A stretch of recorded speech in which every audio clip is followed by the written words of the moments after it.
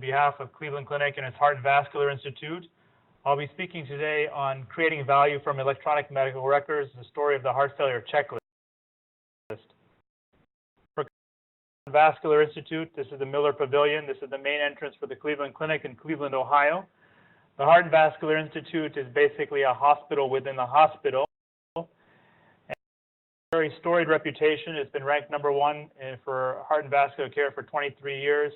Over 500,000 outpatient visits, 13,000 patient admissions, 422 dedicated heart and vascular inpatient beds, and 180 staff physicians. In spite of that, we had some serious issues from an information technology standpoint, and this story here actually starts a number of years back in 2011. And at that time, we were asking a question: how do we identify the correct attending and correct service? And from the patient's perspective, really simply, who is I'm in the hospital? And it was called a legacy system at that time, called the ADTR system, where this information was housed. And this was a front-end system that then drove information into Epic. So this ADTR system was actually the source of truth for Epic. And as we looked into this deeply, we found out that this is where the information was held, and we found some mismatches here. So we have a listing of doctors here, and the services that they were assigned to sometimes were misspelled. For example, here under catheterization is misspelled. Other times you have doctors such as Dr. Mark Gillenoff, who's the chairman of cardiothoracic surgery, listed as a thoracic surgeon. You have Dr. Niebauer, who's an electrophysiologist, listed clinical cardiology. So there are already some information gaps here in terms of correct information that was found in this ADTR system that led to some questions and concerns. But what was then linked directly to Epic via an interface. So not only was this information important for this legacy system, but it was also important for ultimately driving the clinical care process in Epic. So here is a patient where ADTR and Epic list the attending provider as Dr. Cho and the service is clinical cardiology. But when you look at it from the patient's perspective, the patient is actually being taken care of by Dr. Griffin, and the patient is actually on the imaging service. And so we see this gap here, and our initial thought was this maybe was an isolated issue, not something that was happening very commonly, but we thought we had to test it given how important it was to our clinical care. Why is this really important? It's important for issues. We noted that patients were being admitted to hear the electrophysiology service. The wrong attending in service were identified in Epic. Nursing couldn't reach the attending or service, and the patient sat on the floor for 8 hours without being seen, and the patient ultimately had complete heart block and had to have an urgent procedure. We also had issues, or a patient with end-stage aortic stenosis was on the imaging service. He had been made DNR by the primary team, but contacted the service that was listed. They actually initiated a code, and then the actual team had to arrive and stop the code once that information was correctly found. This actually was quite common. Our chief fellow pager at that time was collecting information, and there was a lot of information about inability to find correct information clinically that led to problems with clinical care. And so this was something that was not isolated to 1 or 2 patients. This is something very common and something very important. So then we actually did an attribution methodology, and we looked at October 5th, 2011. We asked a question: does Epic identify the correct attending in HVI? And the answer was that 45% of the time yes, 45% of the time no, and 10% of the time it was difficult to identify what the correct attending was. And this was actually even worse. Only 22% of the time was it correct, and 78% of the time it was not correct. So there are very serious problems with the accuracy of this information in the underlying clinical health record. We then went to our Cleveland Clinic main campus and did a similar test here to see whether this information was correct or not. So here across main campus, this is almost 1,000 patients. 55% yes, 36% no, 9% could not be identified accurately. No, 9% could not be identified. So this pattern that we saw in heart and vascular was also similarly seen across the entire main campus. for the clinical care of the patient, because electronic health records then drive all kinds of different reporting aspects of the organization, whether it's clinical care, whether it's patient experience, length of stay, quality, readmissions reports. There's about 45,000 electronic messages a day that are pinging this attending physician information. And all of this information, if this is inaccurate at the baseline, is then inaccurate in all of the subsequent reporting. So this is a very serious problem that got to the heart of our clinical operations and really needed to be addressed. An EPIC banner or header where we clearly identified the attending physician and service very prominently in EPIC at the point of care, so it could be seen by all people taking care of the patient and could be adjusted in real time. This, seemingly simple, took almost a year in terms of making the case for change, initiating the project, creating the technical build from the EPIC standpoint, creating rules, having a final HVI announcement from this perspective. Standard operating procedures to describe how the clinicians, including the nurses, the nurse practitioners, the house staff, and staff would interface with this information and work on it from a clinical standpoint. Because this is so important, I'm going to show you a video here of two of our senior physician leaders, Dr. Nissen, the chairman of surgery, and Dr. Lytle, who is the chairman of Heart and Vascular Institute, where we made a video to actually speak to our frontline caregivers about how important this information was and why it was important to work on this new program. I'll transition now to this video. December the 4th is the go-live date for a new program in which the attending of record will appear in the EPIC banner. This is an extremely important new program for the Heart and Vascular Institute. Because that banner identifies you as the responsible physician you are, and I am. Myths on the floor. Half the time we can't figure out who we're going to get our orders, who needs to come see the patient, and that's a big concern, especially if it takes more than an hour for someone to come and assess the patient, decide what orders need to be placed, and what we need to do to care for the patient. For me, I think I know who I'm supposed to be taking care of, but for others who have to get a hold of me, there are a lot of misconnections, delayed communication. I think this change should make a big difference. We don't want to page somebody in the middle of the night, but if it's necessary, we want to make sure that we're getting the right person, especially because in the middle of the night, we're not going to page for something that's not important. We want to make sure that we're getting the right person the first time around, so that that important issue is being addressed right away. It is a change. We expect that there be some mistakes, but we certainly expect to be able to do better than the 60% accuracy rate of our current system. You sort of figure out who wrote the last note or who put in the last order, but even as a cardiology fellow, I figured out I could barely figure out which of my cardiology colleagues were taking care of some of these patients.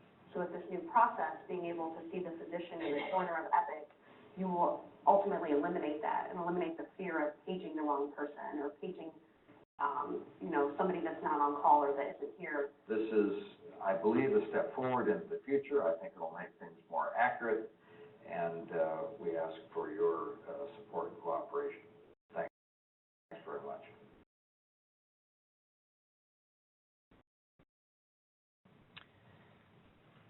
So very seriously, and it showed, in fact, in terms of the project impact.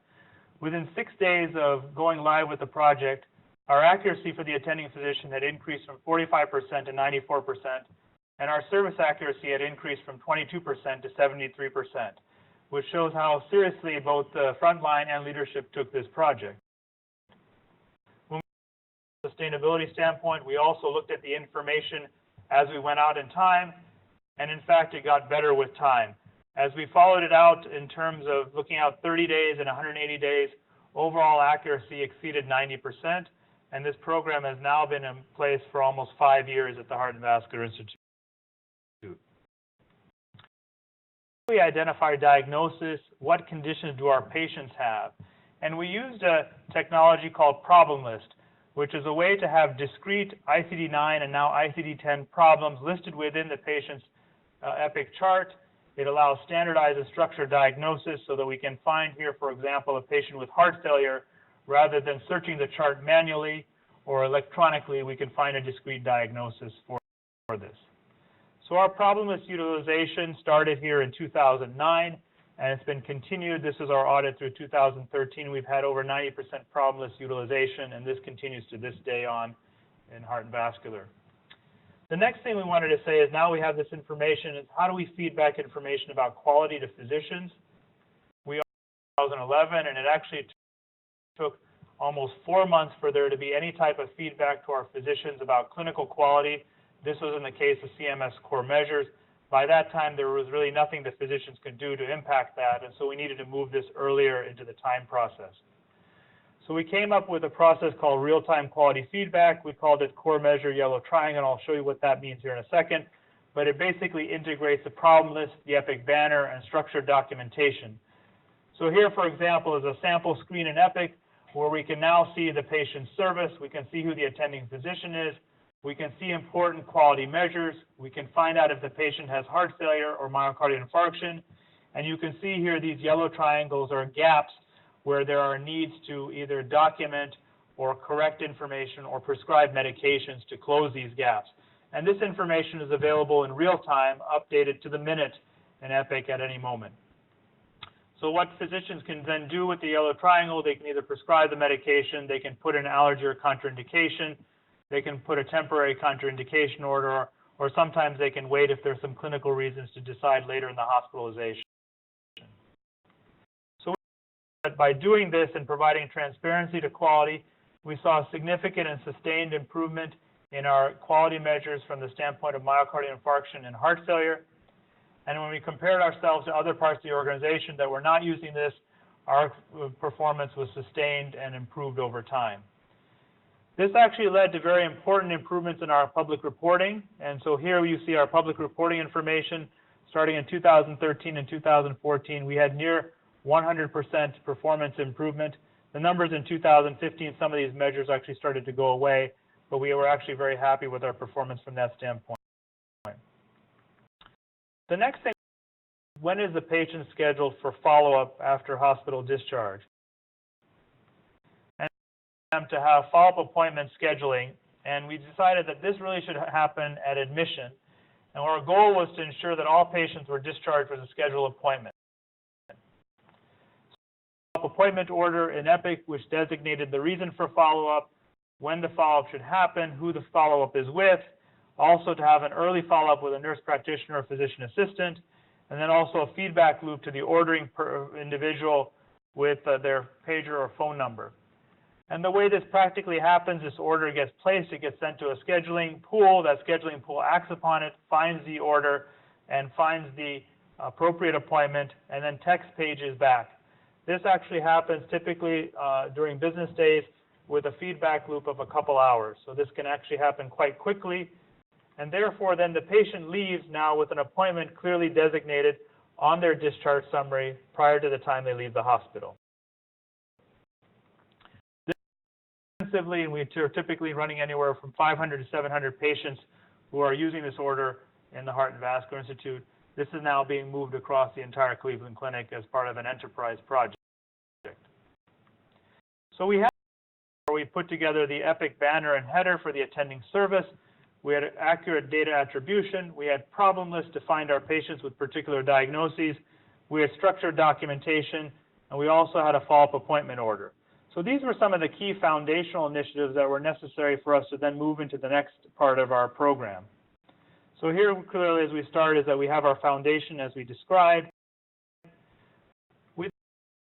And we started focusing on readmissions, because this was something that was getting increasing attention from Centers for Medicare. And from the organization standpoint, it was named the highest enterprise priority because there were a number of projects that attempted to improve this but hadn't made much impact. And we actually have been penalized quite substantially from CMS. And so the Heart and Vascular Institute was requested to take greater involvement and leadership. And we proposed a discharge checklist. The reason why we proposed that came from some data that we were looking at in myocardial infarction. And we found that the risk of readmission was very front-loaded. So the risk of readmission for a patient was happening very early after hospitalization. And if you look at here more specifically, if you were looking at cardiovascular reasons for readmission, which we would think are the most happening very early, typically within the first 15 days. So our hypothesis was that preventable readmissions occurred early. We actually had some data saying that the more the actual more admissions, so we didn't think that would solve the problem. We had done some project with discharge follow-up phone calls, that had no impact. We had done some projects with telemonitoring, no impact. And so we hypothesized that the defect in terms of what could impact modifiable readmissions was in the hospital or at the transition and discharge. So we proposed a discharge checklist and then some in-hospital care metrics to monitor that. So we started off with a pilot study where we took together a unit that's dedicated to heart failure called J72, and we put together this paper checklist which brought together information from nursing, multidisciplinary consults from other areas such as nutrition, pharmacy, also had physician and nursing feedback, and all of this information was then put together in one place in a way that could be tracked from a paper standpoint. So a quality improvement study where we looked at 2 services on heart failure A and B, which are dedicated to heart failure care. We sort of followed them for 12 weeks, and we did intention to treat. Intention to treat basically means that if you're assigned to the checklist, you're assigned to the checklist whether it's filled out correctly or not. And then we also had concurrent and historical controls. And to our great happiness and surprise, this actually had a dramatic reduction in readmissions. Here, for example, the legacy rate of readmissions was running about 25%. And for those people on the checklist in this unit, their readmission rate was 14.6%. And so this is one of the lowest levels of readmission we had seen, and it actually grabbed our attention quite seriously. In fact, at one point we stopped the checklist because we were not sure if we were going to be able to scale it across the organization. And when we stopped it, the readmission rate went up dramatically, and then when we restarted it, it went back down. So we really thought we were onto something in terms of this checklist being an important part of our goal to reduce readmissions. One of the checklists is that obviously it was paper, it was very manually intensive, it was very difficult to have any reporting based upon it, and given the size of our organization, the chances of scaling it to other areas was very difficult. So we were at a difficult point where we needed to be able to scale this to a larger part of the organization, and the paper really was not going to be doing it properly for us. So we wanted to transition from paper to electronic, and it turns out that it seems simple, but it's not so simple. On the it's fairly linear and very simple. You show the paper checklist is in the room, the checklist is updated in the room, and then it's displayed in the room. And it's all very centralized, and everybody works around the patient in the room. Of the workflow for electronic checklists, it's actually much more complex, and there's a number of different parts here that have to be put together. So we started mapping this from this standpoint, and we also started mapping how we would do some appointments if we wanted to put this together in a synergized way. And it turns out to be much more complex when you try moving to electronic workflow. And designing that more specifically, we wanted to look at each of the different areas and how they worked. So what we did is we first created a governance structure for the electronic checklist. We created funding for the project. We then identified the key roles on the checklist and where the documentation will be. And then we defined how the electronic documentation workflow would work together all in one area and ultimately to come together. So this was here. You had the clinical executive team from the Cleveland Clinic sponsoring the project. You also had clinical leadership here. And then we had multidisciplinary working team from all these different areas: nursing, quality, information technology, nutrition, pharmacy, care management, all working together. So on the paper side, in terms of the different activities that they're doing from an education standpoint. And so here, who is documenting this? Where is the work being completed in the EMR as opposed to paper? And what work activity in the EMR would satisfy the same thing that would be checked off on paper here? So here, for example, is how nursing would look as the paper is on the left. And when you look at it on the right side, there is areas within the electronic workflow where this information is grabbed from that standpoint. Here's the standpoint. is you have paper workflow on the far left, and then you have a discrete note where the pharmacy information is being captured from that standpoint. And then there's a discrete area within the checklist electronically where care management will work. And then here, documentation, clinical information about the patient, documented in paper, and then also discretely documented in the electronic workflow. So what we're bringing together electronic unified documentation where you had multidisciplinary, multi-user, physician, nursing, nutrition, pharmacy, care management, all in one place with updates that were occurring immediately